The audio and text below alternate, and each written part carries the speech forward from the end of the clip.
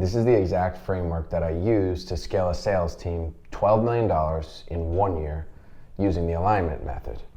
And I use this exact same framework the following year as president of 10X Health to scale that business from 9 million to 50 million in 1 year.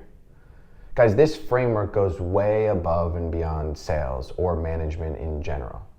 Whether you're a sales manager, you lead a company, or you're a business owner, this can be incredibly useful to implement some of these changes so that you can increase your revenue and enhance your profitability, while at the same time creating a foundation from which to scale a culture of excellence and less reliance on you as the leader. Okay, so for any of you guys that are in this position and you need help scaling your business, you can actually click directly on the link in this video to work with me one-on-one in my business mentorship. Not only did I scale 10X almost 500% in 1 year, I went on to help hundreds of other business owners in many different markets scale their businesses, and it is what I love doing most. Now let's get directly into the sauce. I want you guys to have actual takeaways from this video. So please don't just watch this video and think, oh yeah, another YouTube video in which I got some great information and I implemented nothing. The point of education is to implement the information that I give you so it can create a real positive change within the business. Now, whenever you go into a business and decide that you want to improve the sales organization or increase the revenue, increase the conversion rate, the very first thing you must do is say, who is the leader? Who's the sales manager? Who's the person that's working with the employees? And are they optimal as a leader? If that person is not an incredible leader, an excellent communicator, a great representation of what excellence and success looks like, if they're not transparent or motivating, and if they don't lead from the front, then that person either needs to be trained or replaced. Because your entire company is predicated on the morale of the employees itself. And that's based upon how well can a leader lead. So look, very quickly I'm going to give you this. If your leader is fat, smoking cigarettes on their lunch break, doing drugs, drinking beers, going to the bar, watching porn, doing anything that's not contributing to real success, get rid of that person, okay? You want to have people that are aligned within the business. And I used to give all my executives, all my managers, all my employees a personal development plan each and every morning. Because if your employees are coming into work ill-prepared, then they're going to be ill-prepared to handle your clients and the money that you're spending in marketing on leads. So make sure that they have a workout plan, that they have a nutrition plan, that they meditate in the morning, or that you lead meditation in sales meetings before coming in. This is what I used to do. I just would sit them all down first thing in the morning, and I would say, guys, we're going to meditate for 10 minutes, and I would lead them through a 10-minute guided meditation. Imperative. And I would create a foundation in which I would say, guys, listen, when I give you feedback as the leader, I'm not knocking your character. I'm giving you feedback about an action that you took, which is something you can change. I would help them understand how to be coachable, and I would give them books like Mindset by Carol Dweck to help them inhibit a growth mindset. I would create a culture in which people wanted to come into work. They would see that I was the first person there, that I was eating healthy, I was working out every day, I was praying, I was meditating, that I was going on walks when needed, that I improved my emotional intelligence. If the leader is optimal, then that will trickle down into the rest of the business. If you as the leader are sarcastic, if you're short with your employees, if you get angry easily, if you hide, that will rub off on the rest of the business. Literally, the business is a byproduct of the emotional intelligence and an ability to lead and motivate of the leader. So number one, the leader must be optimal. And for any of you guys that are like, well, how do I become more optimal? Just click the link directly in this video. You can work with me one-on-one and I'll help you more with that. Okay, step 2. Do we have congruency between our marketing message and our sales delivery? When the customer or potential customer first sees our brand, our product, our service, what's the messaging? And does that messaging reflect who we are as a brand, what we believe in? Does it provide any value? And does it really trigger emotions and highlight problems, all while painting a picture of what they can expect to achieve as a future outcome? And if we've achieved all that in our copywriting, in our content, in our videos, in our ebooks, in our emails, is the marketing department aligned with the sales team? Does marketing and sales both know exactly who our buyers are? And I don't mean, yeah, our buyers are 50 to 70-year-old males in Texas that are rich. That's not enough. And when I tell you that's not enough, I went 10 times deeper than that. And that's why we blew our competition out of the water. Because I defined our top 3 or 4 buyer personas so acutely, demographic and psychographic. Like this. Our buyers are between the ages of 47 and 62.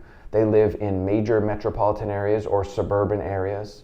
They make over $500K per year. They're business owners, executives, managers. They're married to these types of people. They have these types of kids. They get information from these sources. This is how they make buying decisions. This is the kind of cars they have, the kind of clothes they wear. These are the kind of sports that they play, tennis, golf. This is where their kids go to school.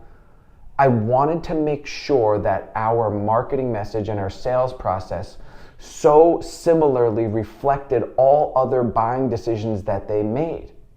I would even hire salespeople, not that had experience in what we were doing, but that had experience in selling to the type of buyer we were selling to, because that's nuanced. That's much harder to teach than it is to teach somebody about what the product or service is. So I became obsessed with the customer. 1, be an optimal leader.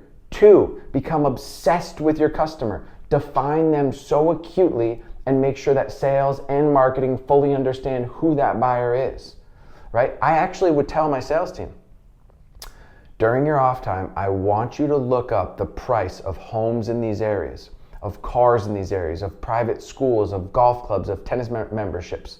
I want you to understand so deeply the problems and types of things that these rich people buy so that it becomes second nature to you. We implemented a culture of excellence that targeted the rich buyers that we were targeting. Now, I would bring my marketing department into the sales meetings in the morning, and I would get on the whiteboard and I would say, fellas, what are the most common objections or questions that you're getting in the sales process? And they'd tell me and I'd write them down. And the marketing manager would record the sales meetings, not take notes, because when you take notes, you can't listen at the same time and ingest the information. When I would have him set up a camera and record and listen at the same time, he could ingest the information very easily and have a saved version and copy.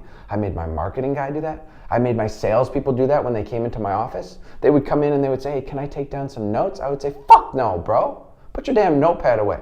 Take out your camera, record me. What does this do? Not only am I giving them the information, static information, which is what taking notes is, but I'm giving them the information in a dynamic manner in which they can re-watch how I deliver a message, my pace, my tone, when I pause, my lack of filler words. They can see my hand gestures and my body language. They can see the way in which I deliver a message. Now they have 6 or 7 senses to be able to deliver a message in a similar way that I could. Taking video is imperative. And when your leader is optimal and they can deliver a message in a persuasive manner, in a succinct manner, and your employees are consistently recording them, it rubs off so fast. Now we would take this list of objections and I would tell my copywriters, guys, listen, I want you to write ebooks, emails, scripts, blogs.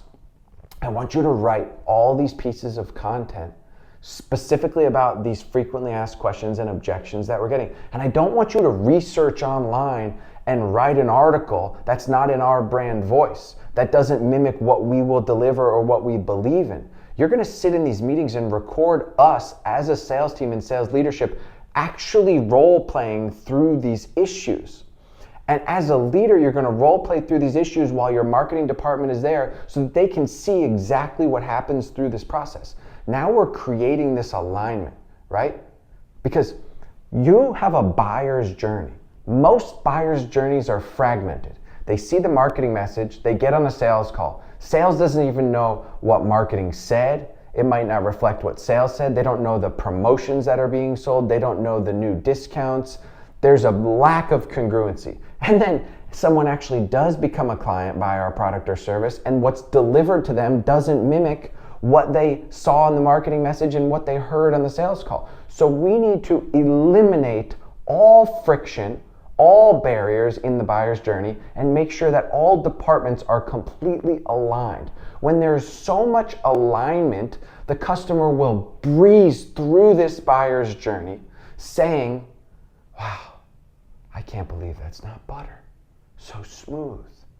Okay? Now, we've created this lovely flywheel methodology of alignment. And in these sales meetings each and every morning, I would make sure that I would vary these up. On Monday, I was going to motivate the team. I was going to give them some personal development and mindset and even teach them a little bit about how to speak more articulately. On Tuesday, we were going to do role play. No matter how much they disliked the role play, I was going to make it fun. I was going to make it challenging for them. On Wednesday, we were going to review calls out loud together and give each other feedback. On Thursday, I was going to make one of the salespeople teach the rest of the salespeople on a whiteboard how to walk through the process so that they were speaking it aloud. And on Friday, I was going to play fun games and do motivation for them, a little bit of housekeeping as well. So I switched up the sales meetings. But every single morning, I started with 10 minutes of guided meditation to put them in a frame of mind in which they could best absorb information, retain their emotions so that they could make decisions out of logic and handle all the bullshit that comes along with dealing with leads all day long. I also empowered all my salespeople every month to do a competitive analysis. So I would give each of them one of our competitors, and I would have them create a fake Gmail address and utilize a separate number and have them shop one of these competitors. And I would give them a list of questions to ask, and what they would start to understand and see is that the sales process, the services, the pricing, the value of these places wasn't anywhere close to what we were delivering. What this would allow us to do is make sure that we weren't giving any discounts, but that we were proving our value. And then every single week, I would remind them of testimonials, of amazing client experiences that they had. And I would prove to them how much more valuable we are than all of our competitors. So that when they asked in the sales process, are you looking at any other options? And someone said, yes, I'm looking at X competitor. We could say, what a great place. I've heard many great things. Do they do this? And we could ask them a question about something that that place doesn't do that we do that would be of tremendous value to the customer, right? So we got to know our buyers. We got to know our competition.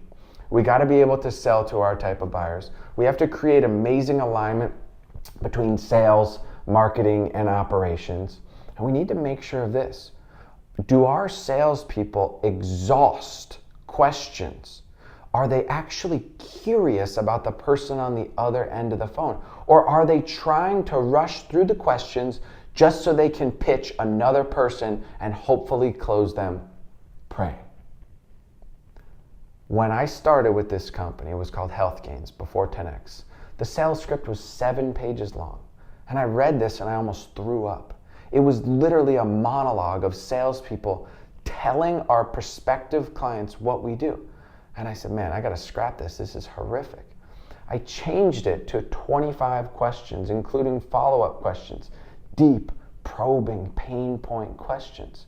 And I reminded the sales team that they should go from long-winded monologue storytellers to 3 different types of people. And the sales process should look like this. Over 50% of the sales process, the salesperson, should be a therapist. What does a therapist do? They ask you many questions, questions that maybe you haven't even ever thought of before in your life. They ask you questions that dig up emotions and put you in a place of emotional heightening. And when you ask a therapist something about themselves, do they give you any information about themselves? No, of course not. This is how we acknowledge, bridge, and bypass. This is how we reframe questions from, hey, that's a great question. I'm happy to get into all that. But first, let me get a little bit more information from you so I can best guide you to the resource that's going to work best for your situation. Sound fair? Yes, it does. Great. A therapist, 50% of the time. And during that time, we do not give any information about our product or service to the client because we are not trying to sell someone. We are trying to determine if they are a fit for what we do. And if someone is not a fit for what we do, that's great. A yes is okay, a no is okay, a maybe is not okay. But we need to ask questions to better understand if this prospect is even a fit for what we do. And when we frame a sales conversation in that way, we no longer come off as salesy. We actually do not work with people who are not a good fit for our product or service, and we genuinely care about this other person. So 50% or maybe even more should be asking questions like a therapist does.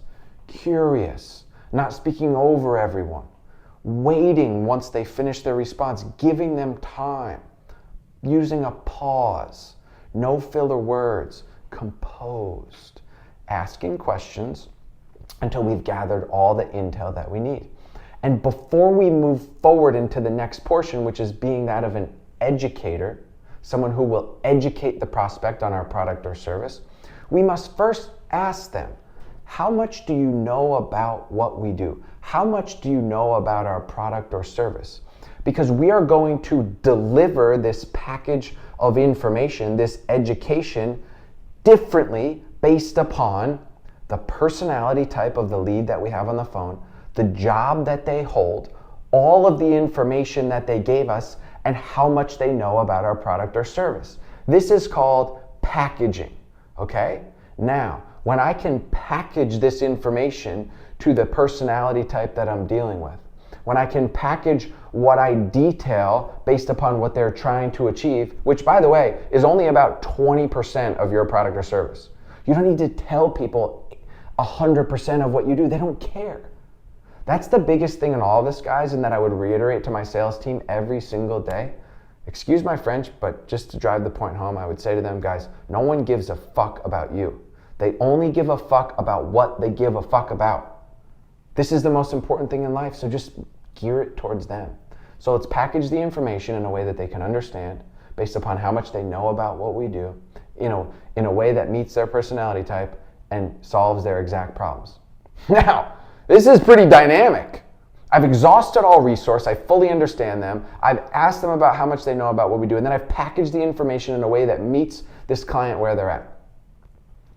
Once I get a series of yeses and does this make sense and does this seem like a good fit and so on and so forth, and I put them in a position where we've front-loaded all objections because we fully understand this person. We've sold against our competition. We've walked all the way down to the finish line. Now it's time to become a closer, right?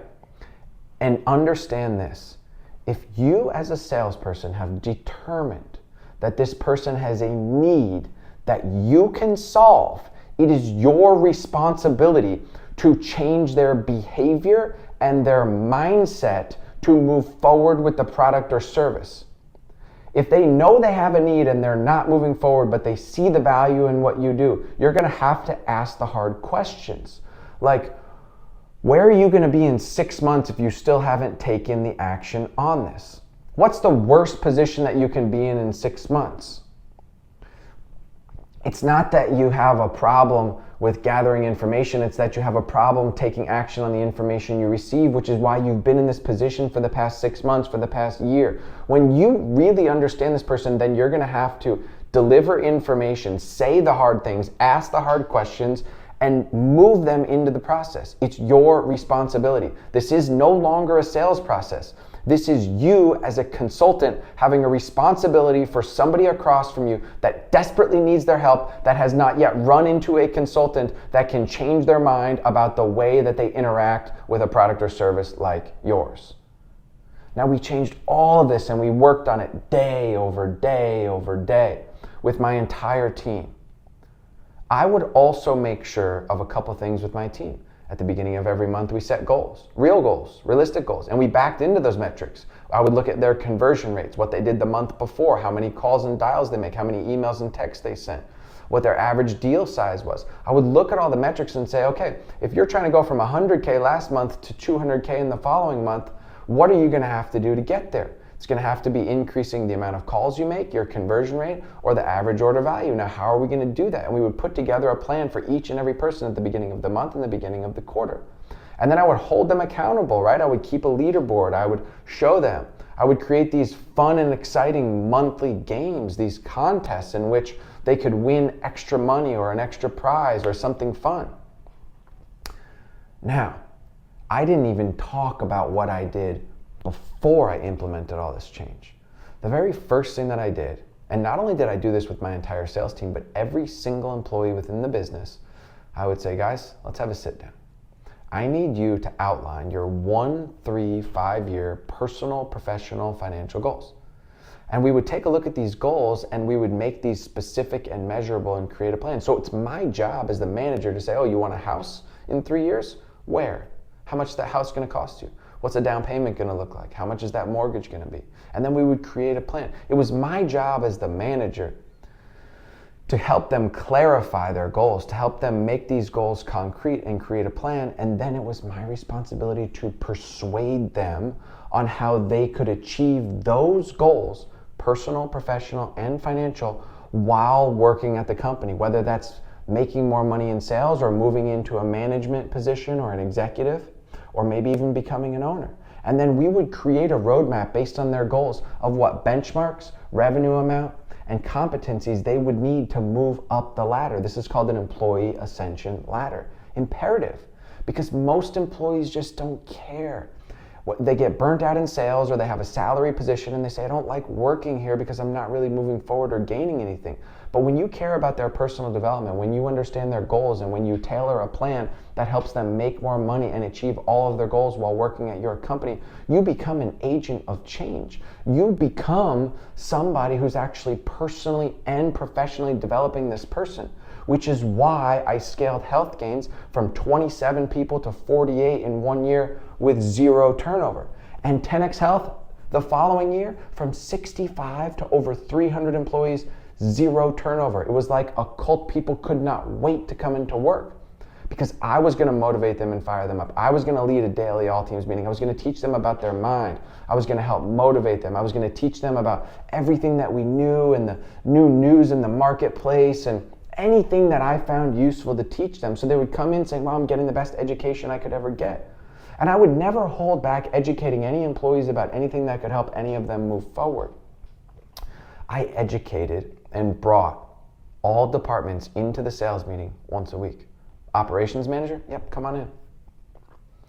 It was required that every single employee go through 10 minutes of sales training every single day. Because everybody in your organization, whether they have to speak to a client or not, needs to learn how to communicate in a more efficient manner, because that's going to help your business. We're not even scratching the surface, guys. I'm just sitting here thinking, by the way, this is all free flow off the top of my dome. I haven't prepared any of this shit. But I'm just thinking about what else we did, and I just went nuts with these competitive analysis, these buyer personas, changing the sales script, changing the sales behavior, role play, changing the culture, changing, the personal development, setting goals with these employees.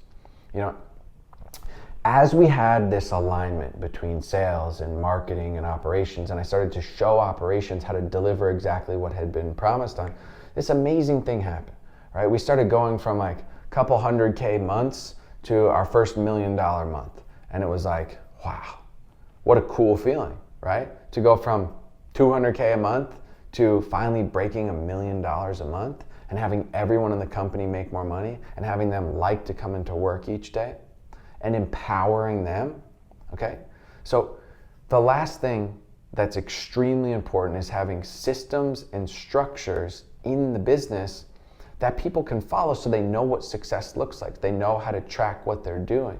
There's feedback loops so that they know not every problem in the business requires a manager's attention immediately. Some of these things can be discussed in a meeting. And so I would empower them and help show them to understand, hey, this type of a thing you can bring to me immediately. This type of an issue, bring that up in the meeting, right? Put it on the Google Shared Drive meeting document and we'll discuss at that time. Whenever people came to me with problems, before immediately just jumping to a conclusion and trying to solve their problem, I too would exhaust all the information. I would ask them questions about what was going on. And before I even answer their question, I would say this: what do you think you should do? Or if you were in my position, what would you tell you? This amazing thing happens when you start to empower employees to think for themselves, or even better, to think about what they would do if they were in their next position.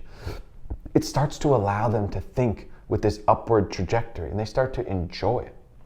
This was one of the most beautiful things I ever did. One week, I answered 0 questions. My employees would come into my office and I would say, what do you think you should do? What else have you tried? What do you think the best solution is? Have you asked anybody else? What would you do if you were me? Right? Glorious results. Okay, so guys, very, very simple, but how do you implement all these things? You click the link directly in this video to apply to work with me one-on-one in my business mentorship in which I will help you define your goals as a business and then look at the bottlenecks and inefficiencies within your business where we can make changes in all of these processes so that you as a leader require less time spent with all the employees, the business can grow, profitability can grow, people can love coming into work, and you can eventually create a sellable asset. Guys, if this video was helpful, please drop in the comments what you liked, what you want to see next. I'm going to start sharing a lot of business knowledge. Love. Peace, y'all.